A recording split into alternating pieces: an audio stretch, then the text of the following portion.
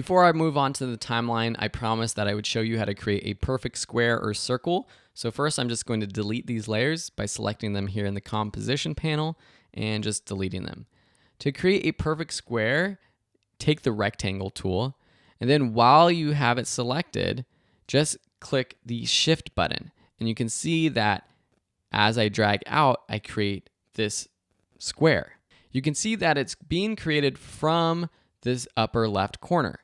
What if I want it to be created from the center? Well, let me delete this layer. Now with the same tool selected, if I click and then I hold shift and then I hold command, which on a PC would be the control button, you can see that it creates and it grows from the center, from where I clicked. Cool. Now how about a circle? It's basically the same thing. So if you go to your ellipse tool, and then if you click and drag, you'll see that now it's just an oval. But if I hold the shift button, it's that perfect circle. And remember what we did to create the circle from the center, from where we clicked? We held the shift button down and the command button. That's on a Mac. It would be the control and shift buttons on a PC. Okay, so now I have this shape. I'll go back to my selection tool and I can move it around my composition. Here's another quick tip. If you want to align it to the center of your composition, say you want it to be perfectly in the center horizontally and vertically, go to your align panel just by clicking align and click vertical center alignment and horizontal center alignment. These buttons right here allow you to adjust where your layer is according to your composition. Now, how do we change the color of our shapes?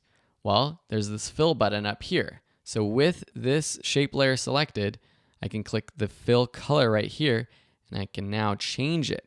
So if I want a light blue circle, I can do that. You also have this stroke option. So right now the stroke, you don't see it because it's set to 0 pixels. But if we want a stroke, which is a little hard to see right here, I set it to 15 pixels. It now has a white stroke. I'm going to turn off the transparency. How do I do that? You might have saw me going over there. Is this button right here. So let me turn off the transparency. So now we have that black background. And this is great because now we can easily see this image in our shape with the stroke. If I want to change the color of the stroke, just click the color next to the stroke. And now I can change it. Maybe I want that sort of red and blue look. Super cool, right? And now you have a red stroke.